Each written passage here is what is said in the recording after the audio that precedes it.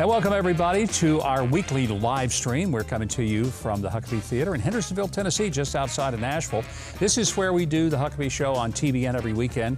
And joining me, our senior producer, Pam Case, who will be fielding your questions and reading them to me so I can do my best to either answer them or avoid them, depending on how I feel about your questions. Remember to be sure to send your questions in the chat. Now, if you want more visibility for your question, here's a way to do it. Send a super chat. That always helps. We have moderators watching the chat for your questions, and they'll get them to us as quickly and as efficiently as they are humanly capable of doing, which, by the way, does not give me a lot of confidence, because I know these people, but I think they'll be fine today. I think they all came in, and they seem to be mostly thinking straight.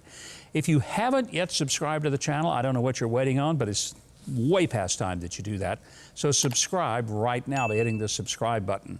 Also, you'll notice there's a notification bell. Hit that too. That way you'll get notified when we're going to do a live stream or something that you'll be interested in. We always love to hear your comments. There's a comment section you can weigh in on. Be sure and like us and share with your friends and let them know that you're spending your time doing something productive. You're watching the live stream today. We have a lot of topics we're going to get to. Today, for example, we're going to find out whether Joe Biden thinks your kids belong to all of us. We'll discuss the negative coverage of Joe Biden by CNN and the new ministry of truth that the government wants to put on us. And of course, every week, and again this week, we have some real doozies of sake bombs later in the show, direct from the White House press room. We have a favorite comment from last week. There are a lot that we love. This was one that comes from, and I don't know exactly how to pronounce it. I'm just going to use the initials, P-H-C-U-S-N-R-E-T. And here's the quote. Quack Fauci is a political joke. I absolutely love how a real doctor, who happens to also be a sitting senator, shreds Fauci every time he appears before Rand Paul's committee. That is our quote of the week. Now, here's my question of the week for you. We'd love for you to weigh in on this. You can do it right now, which we hope you'll do. We'll try to share some of them with you a little later, and we'll also compile them for some responses next week. Here's the question. Do we need a federal employee to oversee our speech? Be sure and leave your answers in the chat. Or if you're watching this after the stream is over, it's not too late. You can leave your answers in the comments below. Okay, I want to get to some clips. This is a shocker. I realize Joe Biden doesn't always really maybe understand what he's saying. I hope that this is one of those instances where he didn't think about what he was saying and the implications of it. Let's watch. You've heard me say it many times about our children, but it's true. They're all our children. And the reason you're the Teachers of the Year is because you recognize that. They're not somebody else's children. They're like yours when they're in the classroom. So basically, Joe is saying, they may be your biological children, but they're all our children. And in other words, they belong to the government too. And so they're not just yours. Mom and Dad, you're only part of the picture here. The government is also a surrogate mom or dad. I was shocked when he said that. I've never heard a person elected by people, paid for the taxpayers, who pretended that he was a parent of every child in America. This goes way beyond it takes a village to raise a child. I grew up in a small town where everybody kind of knew each other's business, and if I'd ridden my bicycle halfway across town and gotten in trouble, yes, before I got my bicycle back home, 9 people had called my parents and squealed on me. And then I did the squealing after I got home for reasons that may be obvious to those of you who are baby boomers. But that's not what we're talking about here. We're talking about a person who honestly believes that the government has a right to how your children are raised and what kind of information is imparted to them. And I find that very, very disturbing, to the point that I don't think people like that ought to be paid by the taxpayers running our government in any way. Love to get your thoughts on that. Now, here's our next clip. This is Joe Biden. This is why I'm not sure that he even knew what he was saying, because this is a very typical Joe Biden comment and question where he seems to lose himself in his own answer. That will enhance our underlying effort to accommodate the Russian oligarchs and make sure we take their ill-begotten gains. We're going to accommodate them. We're going to seize their yachts, their luxury homes, and other ill-begotten gains of Putin's kleptocracy and the guys who are the kleptocracies. But these are bad guys.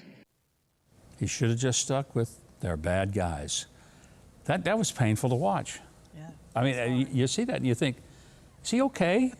Do we need to get medic? That was my first reaction was, look, there's a White House physician on hand. Bring him in. Wow. Oh, man, that was, let's just say it was painful. Now, if you thought that was wonderful and great, eloquent speech, we'd love to hear from you because we're going to ask your family to get you to have some help immediately. You need it. Okay, John King, CNN. This is interesting because CNN is typically always going to be the cheerleader for the Biden administration and for Democrats in general, but John King points out that Americans are becoming increasingly frustrated with the antics of the Biden administration, and the panel that he has on CNN looks dumbfounded that he would actually say these things about the Biden administration. Let's watch. I want to get this on the record before we move on, and we will come back to this in the weeks ahead. Celinda Lake, veteran Democratic pollster, focus group cited in Politico's playbook today. What's the word Democratic voters use? How things are going in the country? Look at it. Frustrated, disbelief, aggravated, discouraged, unsure, worrying, resigned, frightened. Democrats need those people to vote in November, or else their majorities are toast. So you would think they would get a little urgency, kick in the boots, if you might say. And we didn't get to play the full reaction to the crowd, but let me just say they sat there dumbfounded like, I can't believe he just told the truth. What's wrong with him? What happened to CNN? They never tell the truth. Why would they do this? By the way, the pollster who was giving those responses and from which he was quoting was Celinda Lake. She's a very credible Democrat pollster and a very genuine Democrat. She's no Republican and she's no friend of the right, but she's a very skilled professional, and I've always had respect for her polling because she plays it straight when it comes to her business, and that's pretty significant. Also on CNN, we have this. This is dealing with the expected positive growth of the economy, but instead we had a negative GDP. This is bad, bad news. Let's watch. Surprising new numbers from the government today. The U.S. economy shrank in the first quarter of 2022. The nation's gross domestic product declined at an annual rate of 1.4%. Most economists were expecting a positive growth number. Instead, the numbers show the worst quarter in 2 years. That ain't something you're normally going to hear on CNN because it just shows how really painful things are getting for most Americans. And it didn't happen until Joe Biden became president, especially these last several months when his policies are really kicking in. He can't blame this on Trump. He can't blame this on Putin. He can't blame this on Republicans. He can't blame this on big corporations or big pharma or anybody else because they were all in business before he came along. The one variable in all of this is his presidency. Never forget it. Okay, Pam, I bet we have some questions that have started to come in. We absolutely do, Governor. And a reminder to everybody that we do have a question for folks to answer today. So do we need a federal employee to oversee our speech? So make sure you answer that in the chat. All right, Gov, let's dive in. Jay Luther is writing us this afternoon. Does Madison know where his gun is today? Assuming that we're referring to Madison Cawthorn. And his loaded gun, I guess, at the airport. I assume that's what that's about. Yeah, that wasn't one of the better days he's had, that's for sure. He's had several rough ones lately, and I don't know if he knows where it is, but I bet he will. Hopefully not at the airport. Yeah. Yeah, that ain't a good look. The airport. Thanks, Jay, for that question.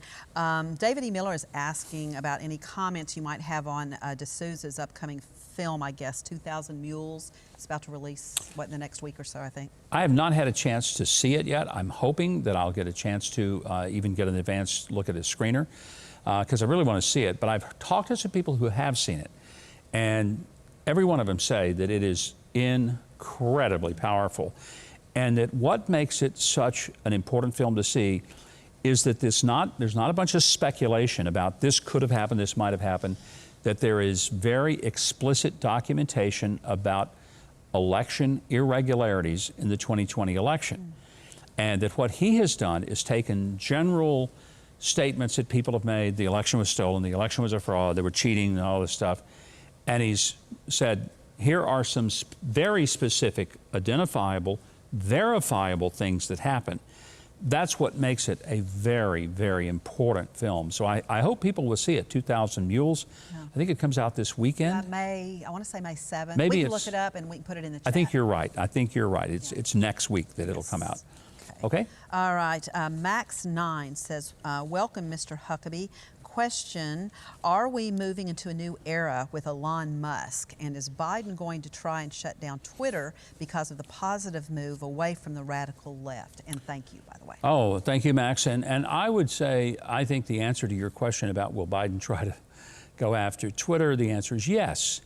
There's nothing that scares Democrats more than people having the freedom to speak and to speak dissenting views according to what they feel, believe, and even what they can document. If in fact what they say is in dispute with the talking points of the far left.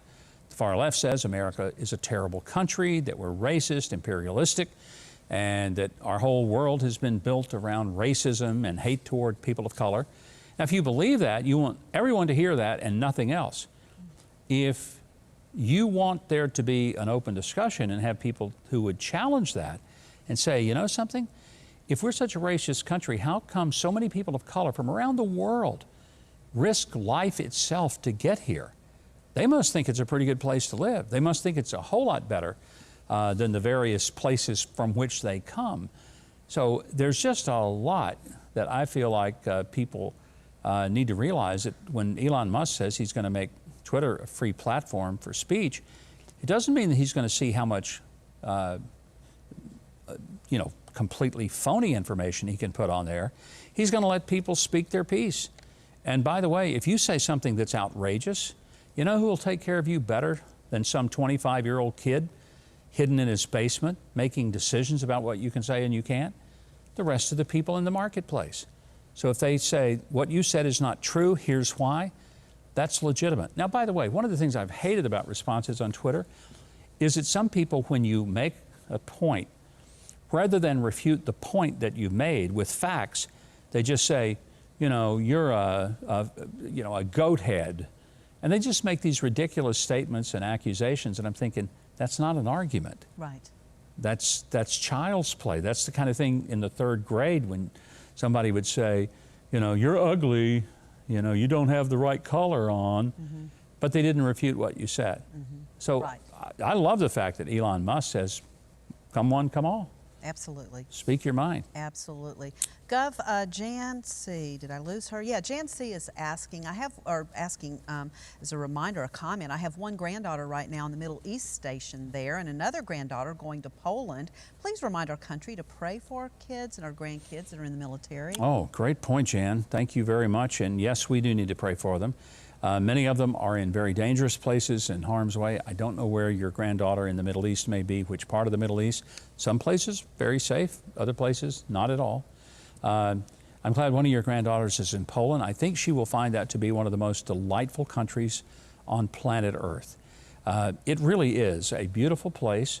The people there are warm and hospitable and freedom-loving. They tend to be very conservative and very spiritual and religious. It's a surprisingly wonderful place to visit. And I've said to many people, if you haven't been to Poland and you think the only places in Europe that you want to go are Prague and Paris, think again. Go to Krakow, the most beautiful city in Europe. I know that puts me out on a limb, but trust me on this one. Well, that's lovely. We want to say be sure to subscribe to the channel if you haven't already. Hit the notification bell, leave us a comment. Also like us, share with others. We would love for you to do all of those things. Nancy Pelosi was at the podium again this week. She was doing two things. One, she was talking. The other thing, she was adjusting her dentures, or she was trying to get meat out of between her teeth. Every time I watch Nancy Pelosi, I'm thinking, it's called floss, Nancy. Try some. It honestly would be better. But listen to what she says, but watch her mouth, and this is that same, maybe it's just a nervous tick on her part, but she cannot help herself when she's fumbling around for words, and it looks like she's trying to get lunch out from between her teeth. Let's watch. Do you think that the public is blaming Democrats or will No, I don't think the Republicans are blaming Democrats. I think they're blaming the oil companies. They will blame all of us if we don't do something about the fossil fuel industry. But they won't take that out on your side on the midterm, even if you pass this bill and prices don't get back. No, why would we say that? I don't think what you say is making very much sense, frankly. I mean, in all fairness, we're friends. Candor is part of our friendship. Well, let me give you some candor, Nancy. Here's some about our friendship. Talking about not making a whole lot of sense. Honey, you ain't made a lot of sense in a long time. I hate to say it, but she was trying to say, how in the world could people blame Democrats for inflation and high gas prices? Well, maybe because you guys took power, and ever since you did, gas prices have shot through the roof. Inflation is making it hard for people to buy their weekly groceries. Meat's higher than it's been. All groceries and grains higher. Heating costs more, rent costs more, everything is up substantially. So yeah, maybe we're just stupid enough to put together that you guys took power and everything goes straight to the bottom. Maybe that's where we came up with that. But, you know, heck, what do I know? I'm just being candid with you, Nancy, just being candid with you. All right, Gov, we've got a super chat today from Cliff Jones. Thank you, Cliff, for that. He's asking, why do you think the Biden administration has started this or disinformation governance board? I think this is one of the most frightening things that I've ever heard of. I honestly can't believe that an agency of the American government would propose that we basically create this ministry of truth. This is disturbing. And if you saw the Secretary of Homeland Security testify before Capitol Hill, he didn't do a very good job of explaining it or trying to justify it. In fact, I think it was made worse.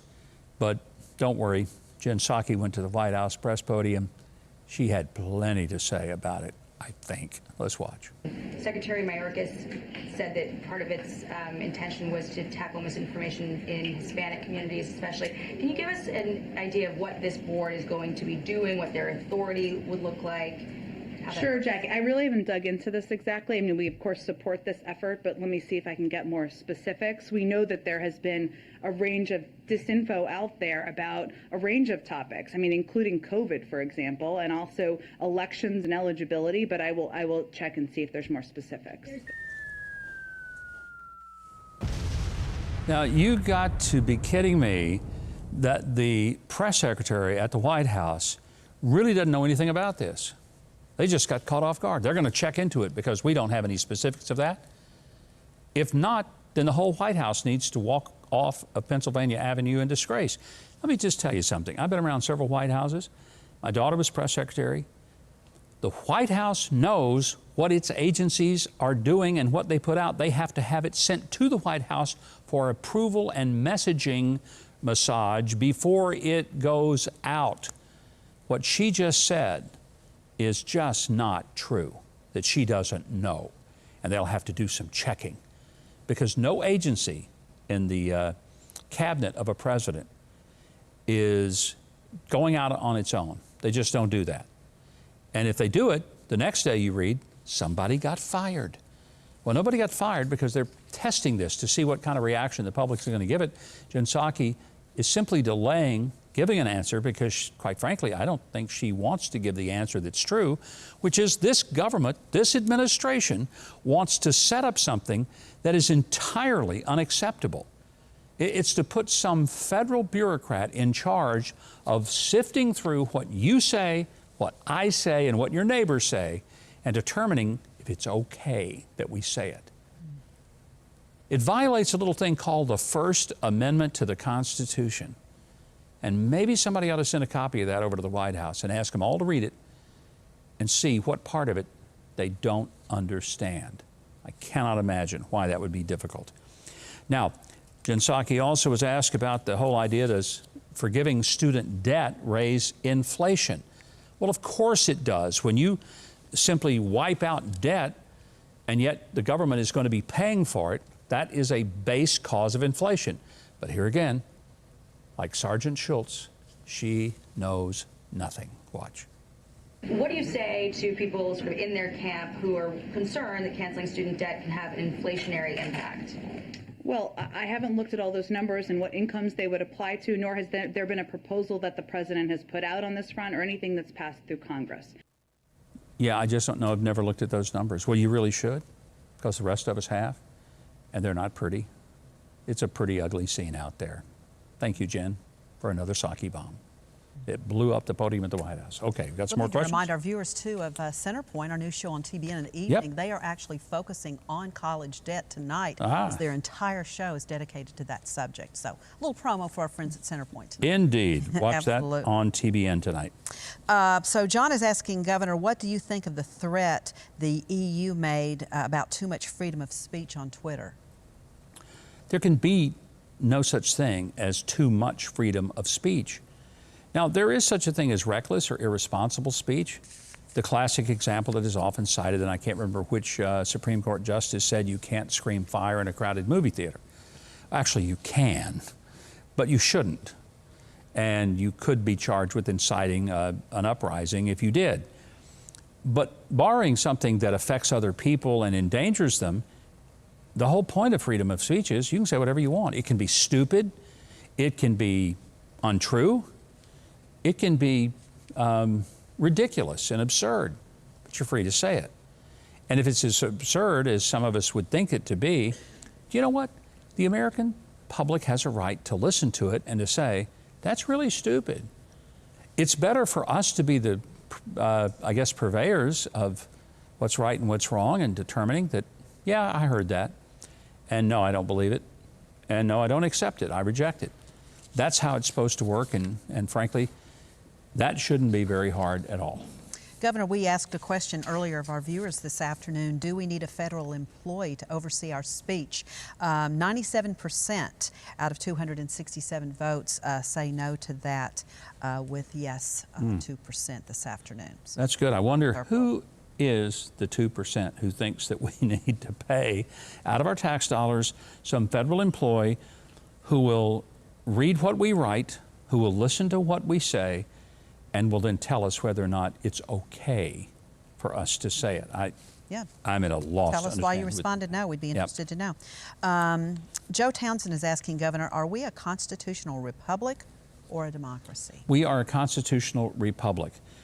We are not a democracy. We often say we are, but we're not. A democracy is when everyone votes on every issue, and it's a pure democracy anyway. And that's what that would mean, that we just have one great big body politic. It would be in the form of like a town hall, city meeting, and everybody who's at the meeting gets to vote, and the majority wins, and it's over. A constitutional republic is different. We have created a constitution, which is a very rigid set standard of what's right, what's wrong, our basic framework for law. That's the Constitution. A republic means that because we can't all go to Washington and vote on every issue every day, we elect representatives, some in the Senate, some in the House, but all of them are elected by us to represent us, not to think for us, but to vote for us based on the best interests of the people who sent them. And that's why we are a constitutional republic. In a pure democracy, I guess we could all get on our smartphones or laptops, and every time an issue came up, we just vote on it from wherever we are. We'd have a 45-minute window in which we could vote, and then we would tear down the Capitol. We would send all the representatives and senators home, and we just vote directly. Now, some of you are saying, that's a doggone good idea. That's a democracy. We don't have that. We have a constitutional republic. All right, Governor Lena Jacobson is asking this afternoon, why is it that the U.S. federal government think that people can be guinea pigs for whatever they deem essential to them and their families? Well, I think because they have tested us out during the COVID years and found out that we'll pretty much do what they say. If you think about what the real lesson of COVID was, is that people are willing to follow the government without a whole lot of questions. Now, I think that's over for most of us. We'll never again just follow along blindly because we realize we were lied to time and again. Don't wear a mask, it'll kill you. A month later, oh, wear a mask. If you don't, it'll kill you. Go to the big box stores, it'll be fine. You won't be hurt the fact that you're rubbing shoulders with thousands of total strangers. But don't go to church, because go to church with 50 people, you're going to die. We started seeing through it that even though children weren't dying or even coming down with significant symptoms of COVID, Kids have to wear a mask. In fact, they don't just wear a mask, they can't go to school. They're going to have to learn from home on a computer. But, well, kids don't really get it that much. But on the other hand, people like Andrew Cuomo sent elderly people from the hospital with active COVID to nursing homes, and 15,000 people died from it. So, I mean, there was just such total misinformation. Talking about misinformation, that's where it came from. So I don't think we're ever going to see as much of the trust in the government. Although I will say that I'm surprised. The last 2 weeks I've been flying on airplane flights because I have to, not because I want to, because I don't want to. I'm surprised at how many people in the airports and on planes are still wearing a mask. You don't have to anymore, but there's probably 25% or more of people who are wearing masks, and I just want to tap them on the shoulder and say, you know you don't have to do that, right? But here's what I almost also am seeing. There are people who can't let go of their mask. They just can't. Now, some don't need to. I'm the first to admit that there are people whose immune systems are messed up, and maybe they have some genuine medical reason that they need to protect themselves with a K95 mask. But for the most part, most of us are, in fact, CDC itself says cloth masks are worthless for COVID. But why are people still wearing them? There was an article in the Wall Street Journal last week, and it said that there are people who have what they now call mask dependency. They can't let go of their masks because they are mortified to go out in public without their mask. They've been so conditioned to it.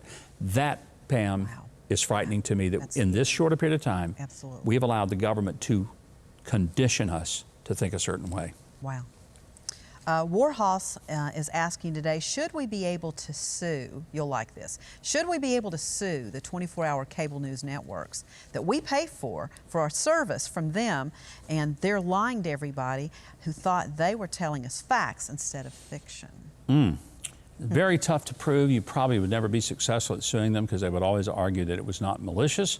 And in order to successfully sue someone in the media for libel or defamation, you have to show that there was malice intended. And to do that is a very high bar to overcome. Now, what I would love to see is the capacity that you could sue media outlets who defame individuals, not who just generally say things that are untrue, but who specifically would say, you know, Pam Case, wrecked her car last night because she was listening to music and texting while she was driving.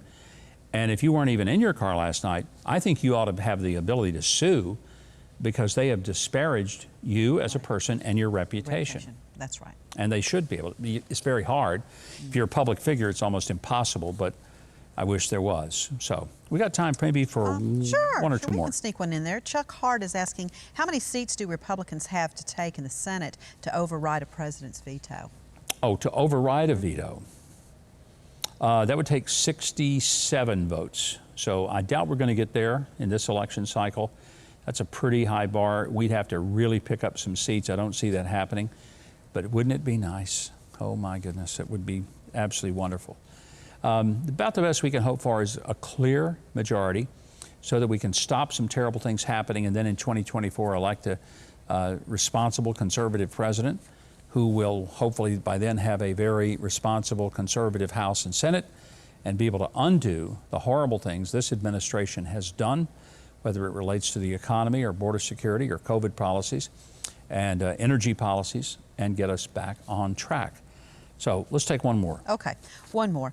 Governor Huckabee, what can we do right now as U.S. citizens? This is Carl asking. Just, I guess, in general. Yeah. What can we do? Vote? Great question, Carl. And here's, I guess, the short answer, because that's all I have time for is a short answer. Speak up and show up. Yeah. Speak up. Don't take it sitting down. One of the reasons we're in the mess we're in is because the left has basically had this floor to themselves and nobody has answered. The beautiful thing about Elon Musk taking over Twitter is that here's a guy who stood up and said, enough. I want free speech, and I'll put my money where my mouth is, and it happened to be that he's the richest man in the world. He had a lot of money to put in his mouth. Not all of us have that kind of money, but you can go to a school board meeting, and you can say, we're not going to tolerate critical race theory taught to our kids, teaching everybody that America is a terrible place, and we're not going to tolerate hearing that 4- and 5-year-olds ought to learn about sex before they learn about their colors, the alphabet, and their numbers. Those are things that you can do. So stand up, speak up, and be heard. And don't lay down and let it happen. Fight back. That's the biggest single thing that we could possibly do. Be sure to leave your questions in the comments section. We hope you already have, but if not, be sure to subscribe to the channel and hit the notification bell so we can let you know when we'll be back. We certainly are glad that you have joined us today. We hope you'll watch our show this weekend. It's going to be so much fun, and you're going to learn so much. You want to know how I know that? Here's how right now. This week on Huckabee, Lieutenant Colonel Alan B. West fights the woke agenda. News with a twist on In Case You Missed It. It's okay to eat the things that you pick up out of your yard. Mind-bending magician Stuart McDonald. Hindsight 2020 with Pastor Maury Davis. And American Idol winner Caleb Johnson. Watch Huckabee on Saturday at 8, 7 Central and again on Sunday at 9, 8 Central right here on TBN.